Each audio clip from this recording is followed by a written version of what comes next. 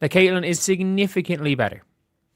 Because Caitlin, if you just run, she's the best transition passer. Team USA, I actually saw somebody trying to argue that Chelsea Gray is the best transition player in the league. You do realize when Chelsea Gray and Caitlin Clark were on the same team, right? When Chelsea Gray was on the floor, they slowed every single thing down. And when Caitlin Clark was on the floor, they just ran, right? But obviously, during Indiana Fever training camp, Caitlin Clark addressed questions about her role in the offense and made a direct statement about where she sees her greatest strength: transition play. Her exact framing was that she considers herself the best transition player in the league, and that transition is where her game thrives. The comment was part of a broader discussion about load management, off-ball moments, and backcourt depth, but the transition piece stood out as the most significant thing she said. The case for Clark as the premier transition player in the league rests less on coast-to-coast athleticism and more on what she does to an entire team's offensive and defensive behavior the moment the ball changes hands. Well, obviously, this is what she said in the full speech. No. Steph has talked about creating depth in the backcourt, especially with your injuries last year, Kelsey going until the wheels fell off. Just what do you think about having Ty and Raven kind of backing up in the backcourt? And she also talked about kind of you playing off the ball a little bit, get a little bit of court rest. Just what do you think about playing off the ball? Yeah, well, I think that's going to be something like that's what you have training camp for, and that's what you have the preseason games for, is to try different lineups. When Clark is on the floor, opposing teams face a structural problem. Either commit extra bodies to crashing the offensive boards and risk giving up easy transition buckets, or pull back defensively and sacrifice offensive rebounds altogether. The Chicago Sky, for instance, leaned heavily into offensive rebounding with players like Angel Reese and Camila Cardoso, and it consistently worked against them because the Fever would simply outrun them on the other end. Clark's value in transition is also closely tied to her passing. She is not primarily a player who catches and sprints ahead of the defense. She is the player who makes that entire sequence possible for everyone else. And that's what you have the preseason games for, is to try different lineups and to try different people and, to give the people that are fighting for roster spots a chance to go out there and compete and perform. Like, I'm not going to go out and play 30 minutes on Saturday. That's just not going to be the case. That's not what it's about. It's, obviously I'm going to go out there and compete as hard as I can, but that's not what we need to do. And, I think a little bit of off-the-ball stuff. Like, I think mostly on dead balls. Like, I think I'm the best transition player in the league. That's where I thrive. Everybody knows that. Yeah, well, duh. And that's, he should have said everybody knows. And the comparison to a primary playmaker rather than a finisher is an important distinction. A player who runs hard in a straight line and finishes in transition is a different skill set from a player who reads the floor, makes decisions at speed, and puts teammates into easy scoring positions before a defense can organize. Clark does the latter at a level that no other guard in the league currently matches. Yeah, well, duh. And that's, he should have said everybody knows. And do we want to know the reason why Caitlin Clark is the best transition player in the league? Because Caitlin Clark being on the floor drastically reduces how many offensive rebounds the other team gets because they run back in transition. Teams have to do one of two things when Caitlin Clark is on the floor. They need to quadruple down on crashing offensive boards like the Chicago Sky used to do with Camilla and Angel Reese and lose every single time by doing that, by the way. Or you literally sacrifice ever getting an offensive board so you can run back in transition. She was also candid about the physical cost of operating as the primary ball handler for every possession. Bringing the ball up 94 feet against full court pressure game after game is genuinely taxing. Her comments about getting occasional off-ball rest were framed as practical, having Raven Johnson, Ty, Kelsey Mitchell, and even the team's frontcourt players capable of advancing the ball gives the offense more variety and makes it harder to scout, while also keeping Clark fresher in late-game situations. You can run back in transition and still probably not get there faster because Kelsey Mitchell is going to beat you in a foot race. That's my game, so, getting the ball off of rebound or in transition, that's probably when I'm going to be the primary ball handler more than anything. And then, getting off the ball a little bit and catching your breath. It is exhausting bringing the ball up 94 feet versus pressure every single time. So we certainly need to find somebody that can handle the ball a little bit and, give me a little bit of a break. And I think Raven and Ty and even other people through camp, Tori's done a great job. And, Kels does a Aaliyah Boston handled some of those secondary ball movement responsibilities last season when the roster was shorthanded due to injuries, which showed the coaching staff that the approach is workable. Clark was also direct about preseason priorities. Playing heavy minutes in exhibition games is not the goal. And Ty and even other people through camp, Tori's done a great job, and Kels does it a little bit. And even I think our 4s and 5s can do that. You saw AB do that a lot last year when we were really in trouble injury-wise. So I think there's a lot of different things that can give us a lot of different looks and just makes us harder to guard more than anything. I don't know if you guys. So yeah, obviously. It's so funny, like some of these comments, the best what question mark, and they were trying to argue, this person tried to argue Alyssa Thomas. Yeah, okay, like I think they think the transition is just people that can run coast to coast. Yes, Caitlin Clark is not the best at running coast to coast. The purpose of the early schedule is to evaluate roster combinations, test lineups, and give players competing for spots real time to show what they can do under game conditions. On the broader question of transition ranking, comparisons to players like Chelsea Gray, Sabrina Ionescu, or Paige Buchers point to a different kind of transition game, more half-court oriented, more about controlled pace. Gray in particular operates at a style that deliberately slows tempo, which is the opposite of what Clark does. Coast to coast. But Caitlin Clark literally transition. It's like saying that James Worthy was a better transition player than Magic Johnson. That's like saying that. No, Magic Johnson was why the team ran. Like, not to leave Kennedy Carter's in. Again, Kennedy Carter just goes meep meep and goes head down. She's right though. Transition game is straight nasty. Hockey CZ. People mad because she's right. Well, yeah. The distinction matters because transition impact is not simply a measure of individual speed or finishing ability. It encompasses decision-making, spacing awareness, passing under pressure, and the defensive adjustments opponents are forced to make in anticipation. By those measures, Clark's case is straightforward. Well, yeah, duh. And like, this is one of these ones where I'm like, this is like derangement syndrome. It's like Caitlin coming out and saying, I shoot from further away. Someone said, think you might be the only person that thinks that. Of course, it's a Paige fan. A player who literally, the only time I've ever seen Paige run in transition is when she was playing with Caitlin Clark for Team USA. She is a player who does not want to run in transition, if at all possible. Albeit, the funniest thing is that Paige Becker is a better half-court, much better. Cheryl Miller visited the Indiana Fever during training camp, generating considerable buzz among the fan base. Miller, who has been a sought-after name in coaching conversations for years, appeared to be actively involved on the floor alongside head coach Stephanie White.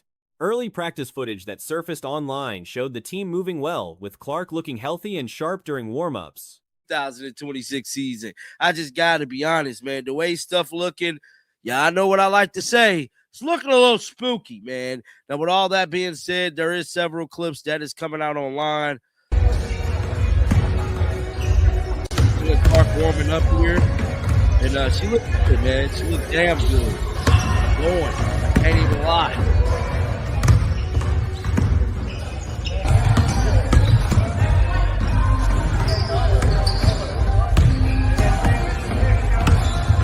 I don't know what type of offense they're running. Separately, the Fever will carry the heaviest national broadcast schedule in the league this season, 44 televised games across major networks, the most of any WNBA franchise. It marks a significant moment for a team that has become the centerpiece of the league's growing mainstream presence. Assistant coach Ronna Reinhardt addressed media during camp and outlined the defensive approach the team is building toward. I don't know what type of offense they're running. They look like they just going around right now.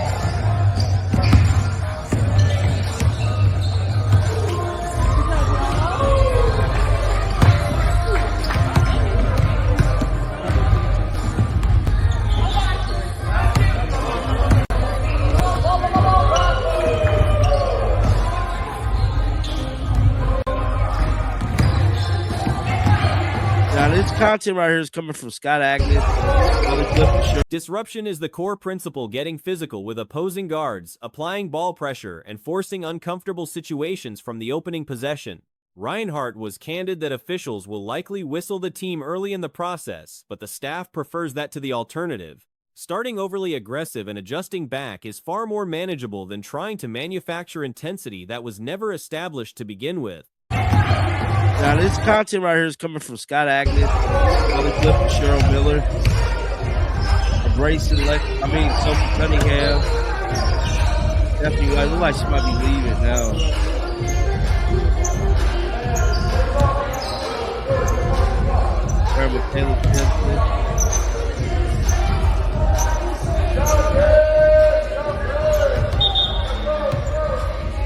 I think this is so dope that she came to practice today. Now, Chloe Peterson posted some stuff too. I think she let us know. Mitchell came up during Reinhardt's session with reporters, and the praise was immediate. Reinhardt recalled a matchup against Mitchell years ago that essentially confirmed to her that her playing days were behind her. Beyond that personal anecdote, she spoke about what Mitchell has represented for Indiana across 9 seasons, a constant professional presence through winning stretches and difficult ones alike, a reliable teammate, and someone genuinely embedded in the community around the franchise. Came to practice today. Now, Chloe Peterson posted some stuff too. I think she let us know why Cheryl Miller is there. Let's see here. We can head on over to Chloe Peterson. Look, see what she pulled up. So practice has been underway for about an hour now.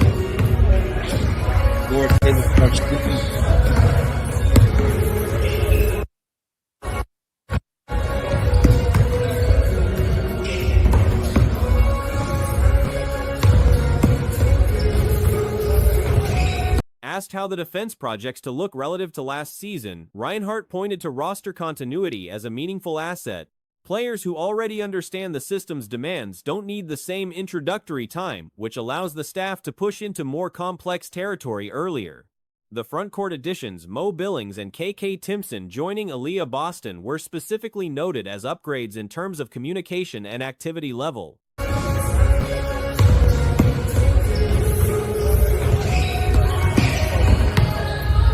It look really, really, really good.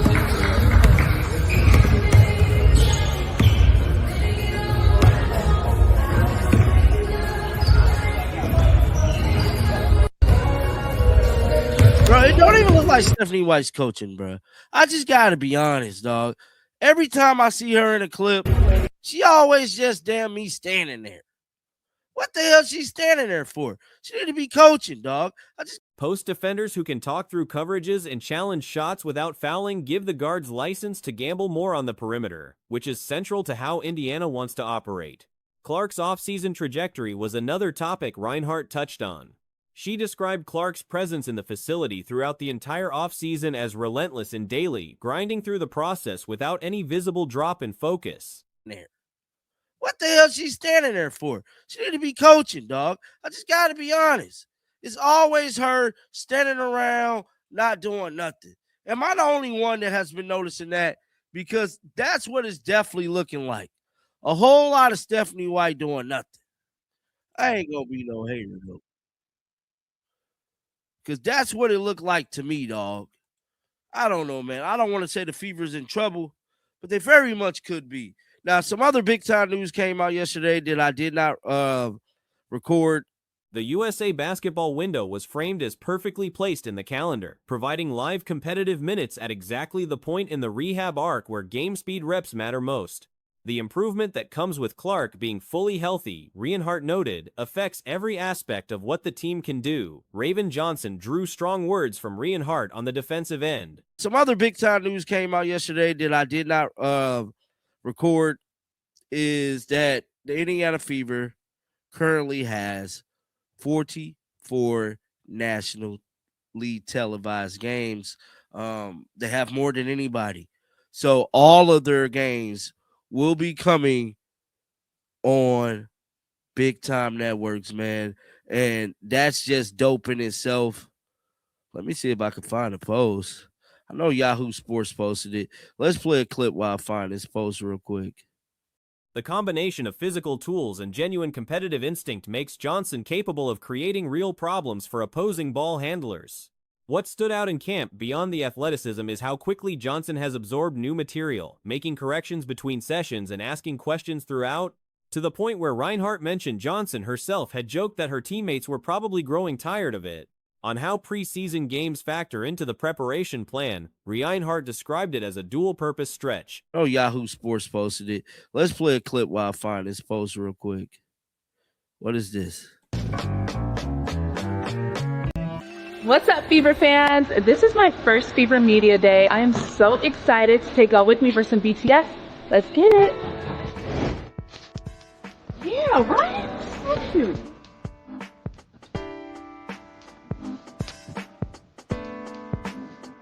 So we're at the photo station. My favorite station. We're about to take some photos.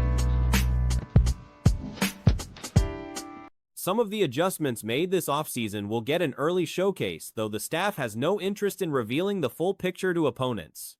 The more pressing evaluation involves lineup combinations, identifying which groupings share the floor naturally and what different personnel mixes create in terms of defensive and offensive options. The coaching staff's second consecutive year together was cited as an underrated advantage, with long-standing familiarity between colleagues making the planning process more efficient and the communication more direct.